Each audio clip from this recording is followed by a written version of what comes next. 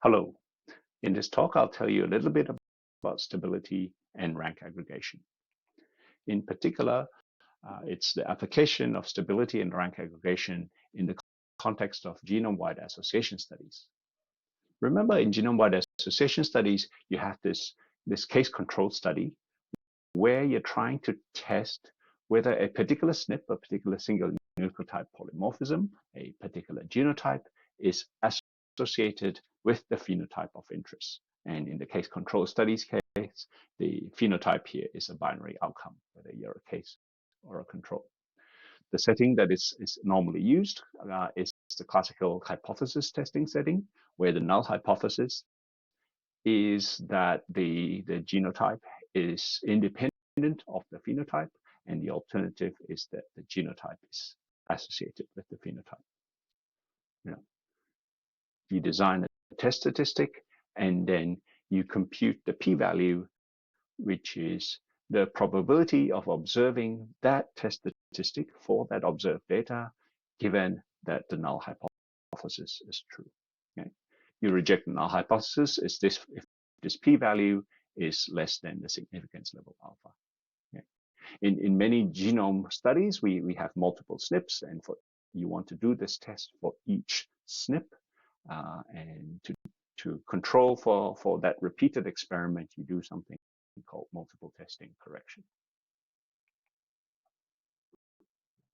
When the phenotype is a continuous value, in this case here, we denote as y, we have something called the quantitative trait.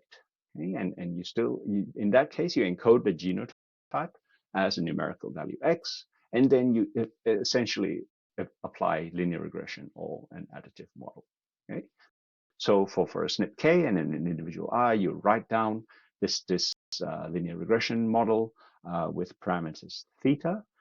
And the tricky part here is that this problem is underdetermined. It's the so-called big P, small n, or the high-dimensional low sample size regime. Okay? So it turns out that for many conditions that we care about, diseases, traits that we care about, there's not some very simple single mutation that's the cause of it. On the picture on the right, we look at something where, like, for example, on the y-axis, we have, say, the height of a plant. There are 4 different conditions resulting from looking at 2 different locations in the genome. And the blue ones are the wild plant, and the red ones are the domesticated plants.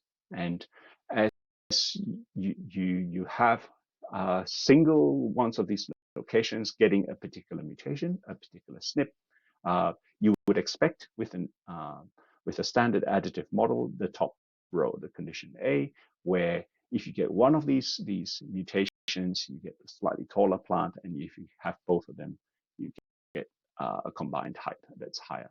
Okay? But sometimes it happens that B or C happens, where a single mutation will give you the full height, or the mutations individually by themselves don't give you any effect, but combined they give you the full height. Okay. So we went off and searched for these all pairs. Now this data set we had 5,000 individuals. It's a standard high-dimensional low sample size data set. So 5,000 individuals and 500,000 SNPs, which means that we had to tabulate for the hypothesis test 125 billion contingency tables. Okay? It was a very exciting engineering exercise, and we also actually had to invent new statistical tests to deal with this kind of interaction search. Okay? I'm not going to tell you more about this, but the main point is that actually out of these 125 billion contingency tables, out of these 125 billion p-values, we're actually only interested in the significant associations. The vast majority of these 125 billion are not significant, and we actually don't need to store them. So we only really need to look at the top of the list, if you like, or at the most right-hand tail of these p-values. Okay. One challenge with interpreting p-values is that it's kind of a little bit arbitrary to say, whether 10 to the minus 10 probability of association is very significant or not, because it depends a lot on the model that you're using. Instead of thinking of p-values as something that's really accurate, we can think of p-values as some sort of score of association. Okay, and we can ask this question: how stable is this score if we repeat experiments? How do you combine scores from different experiments? Okay, and in the epistasis interaction challenge, we only have scores from the top k examples, the most significant p-values, and somehow the scores from different sources may not be calibrated, which will come clear later. And p-values isn't the only way you might be interested to do things. You might be interested in effect size, for example, if you measure it using odds ratio. In genomes, you want to discount for linkage disequilibrium. You might want to enrich for particular genes or particular cells of interest, or you might want to look for genes that are conserved by evolution. So in summary, really, we are interested in the score of a particular location, and that score may or may not be calibrated, and we want to combine these pieces of information. So first, I'd like to tell you a little bit about one way to think about stability of scores. So, and this is using the idea of Spearman's correlation. Okay, so if we want to check whether the SNPs that we find are important, we repeat the experiment. How do we want to measure the overlap of these two scores? Okay, and as a side effect of figuring out how to measure the overlap, it turns out that we can figure out how to combine different sources of information as well. Now, one thing a little bit tricky about all this is that it's actually, there are multiple ways to write down what we mean by a rank. Okay, so you can write down a rank in the way that most people would think about it, is like you have n objects, you just write down that list of objects, and the order you write them down in the list is the rank of the object.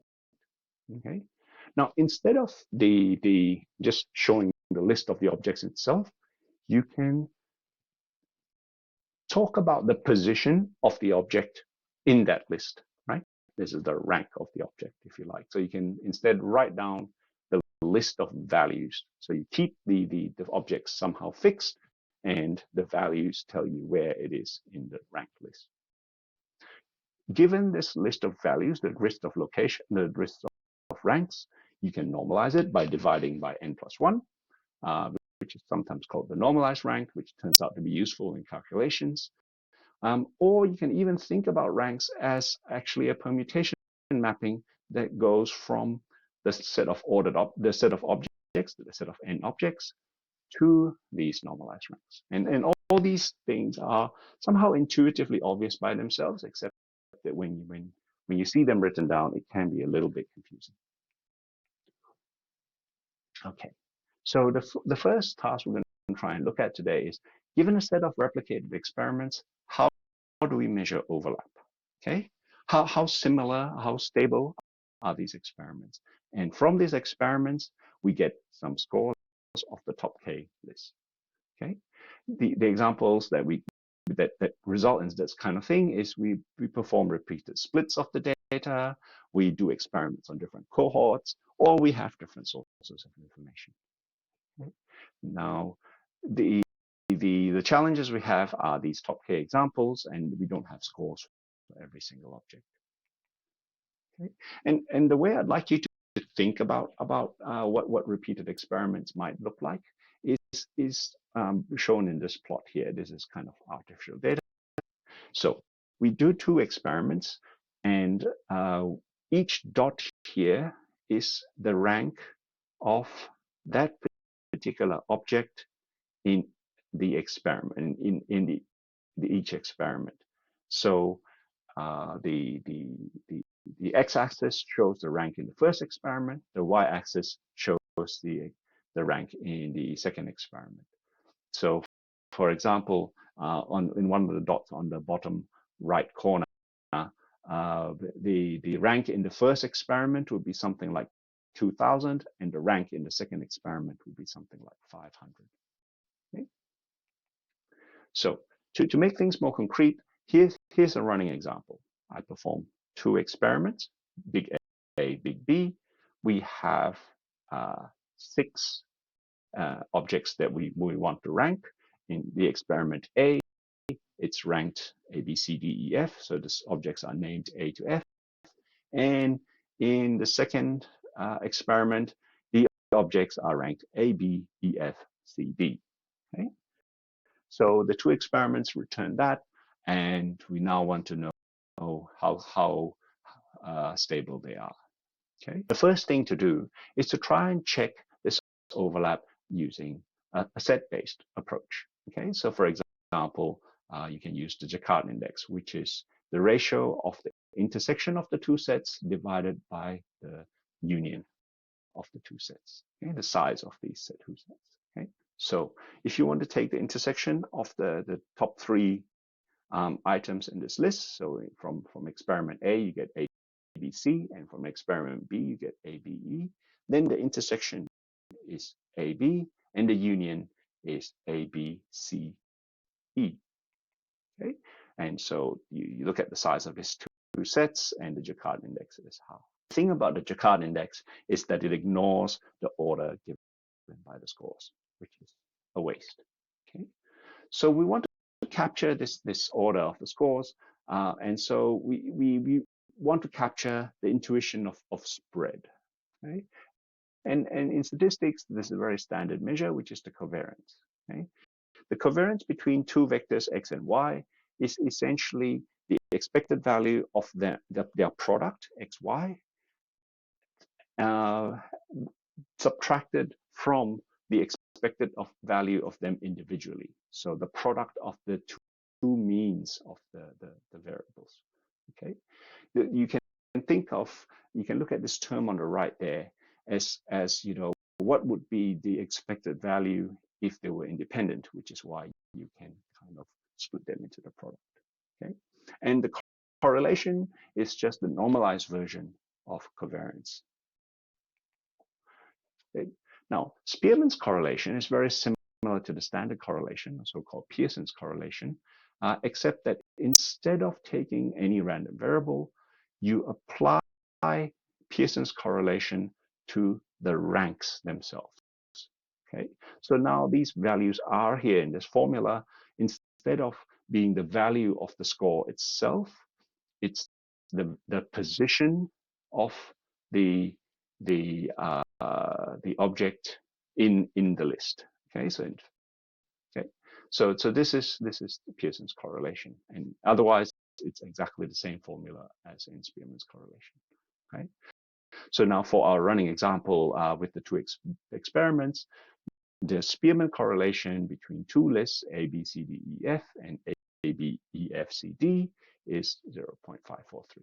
Okay, and note that the set-based overlap is 1 because we are looking at all items. The annoying bit about Spearman's correlation is that now we need ranks for all objects. Okay, so if you're looking at the top 3, somehow we don't really know how to define the correlation. Okay, and the key insight is that because we have top K lists, any item that is in one list, in list A, that don't appear in list B, right, must have been ranked higher, right? Because we have top 10. Okay. So, for example, in this top 3, if you have 2 lists, A3 and B3, which is shorter like before, we can extend the item from B. So the item E from list B3 doesn't appear in A3, and because it doesn't appear in A3, and we know that A3 is a top 3 list, E must have appeared after C at the very least, right? So we can extend A3 by B3 by just appending all items that are in B3 into A3. Okay, and now we have this extended list, and now these two lists have the same objects, and hence we can compute the Spearman's correlation, which just turns out to be 0.8. So this idea of extending the list, we have this notation of A extended by B and B extended by A. If you have more than one object that is not overlapping, for example, if you look at the top 4, then you need to impute what this missing value should be, and you can impute it to be the average rank, okay, then which makes no assumptions about the order of the unranked object. Okay, so let me show you again. So back to this example where, you know, on the left we have the scatter plot that we saw before, where we do the experiment twice, and you have the rank of the item of the 2 experiments.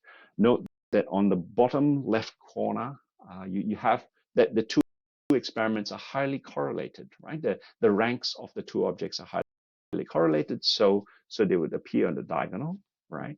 And then they kind of spread out because those are noisy experiments, and you can't distinguish between them, and so the ranks are essentially random. If you calculate Spearman's correlation on this data here, you get the curve on the right as we increase K. Okay.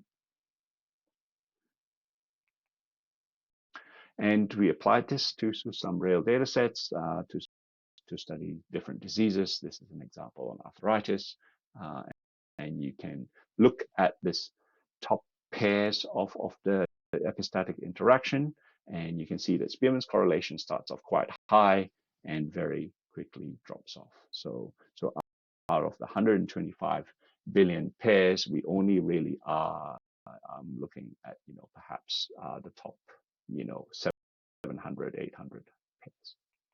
Okay. So I very quickly mentioned that, you know, you can impute the missing values using the average rank. You can also do this using the optimistic or worst case scenario, and different approaches. Okay. Now, I'd like to change gears a little bit, because so far we've talked about Spearman's correlation between 2 ranked lists. We might want to compute the correlation between more than 2 ranked lists. Okay. So how do we do that? It turns out that you can write Spearman's correlation in terms of this mathematical object called a copula. This is purely an algebraic manipulation. Okay? And you can think of a copula as an object that measures purely the dependence component. Okay, so there's something called Sklar's theorem, which allows you to essentially decompose any distribution into the marginal effects, so the effects on each random variable by itself, and you have the remaining dependence component, and that's the copula. Okay, and so by doing this rewrite, and it's kind of an intricate rewrite, but it's not very informative. You can do this rewrite, and this gives you a way to define Spearman's correlation between more than 2 ranked lists. Okay, so in other words, instead of now having two inputs to Spearman's correlation, you have D possible inputs to Spearman's correlation, for example, 3, 4, 5 lists, and you can compute using one function that correlation. Okay. And here's the exact formula for computing the Spearman's correlation. It looks a little bit scary, but if you look directly at the rank R sub j, it's purely a product of the ranks and summed over all the items in the list. Okay, the sum over all items in the list is very similar to the standard Spearman's correlation, where you do that sum as well. But this product over the ranks is what is new. Okay, and in fact, you know, it's quite simple. you can just write it out in Python, which is shown below. Okay, and you can do this multivariate Spearman, and you get this blue curve, which is the empirical value of the taking that average imputation method for that same data set we had earlier. Now, because now we have a way to measure the overlap between D ranked lists, you can use it to measure overlap and study the stability of some feature selection method while taking into account the values of the scores. You can also do something even more than that. It's kind of, you just make the observation that if you were interested in finding a new list, now called R, that aggregates the D lists, right? Then we can find this R that minimizes that correlation to all the other lists. So how do we combine different sources of information? By maximizing the multivariate Spearman's correlation. And because we have this nice multivariate Spearman's correlation, we can just look for the new list R that is somehow in the middle of all the other lists. Okay? And it turns out that the aggregator that maximizes the multivariate Spearman's correlation is the product of the normalized ranks. In other words, this mathematical result basically says that if you believe in Spearman's correlation, if you believe that Spearman's correlation is a good measure of correlation, and you have D ranked lists and you want to aggregate them, then you should be using the geometric mean. Okay? The geometric mean is essentially the product of the normalized ranks. Now, it's worth mentioning that the new correlation method is not the decomposition and the average over these pairwise correlations. Okay, and in fact, because of the effect of logs, you can just basically have a method which is like this, which is divide by the number of items and return the log average. So I'm going to stop here and just to summarize, I motivated this work by talking about looking for biomarkers, by looking for SNPs that are associated with disease. When we're looking for the SNPs, there's multiple ways to score it. We can look at the p-values, we can look at the odds ratios, we can look at whether it's conserved in evolution or not.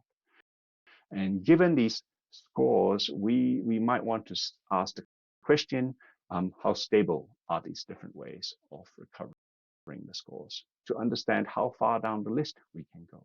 Now, because we only have top K lists often from these studies, we don't have all the ranks. We need to figure out how to impute. And by imputing, we can now apply Spearman's correlation. Okay. We extended Spearman's correlation from having 2 inputs to more than 2 inputs. So if you have more than 2 lists, you can still calculate Spearman's correlation by taking this copular version of the formula. And it turns out that you can use that same formula to do rank aggregation, which is just to compute the geometric mean. Thank you for your attention.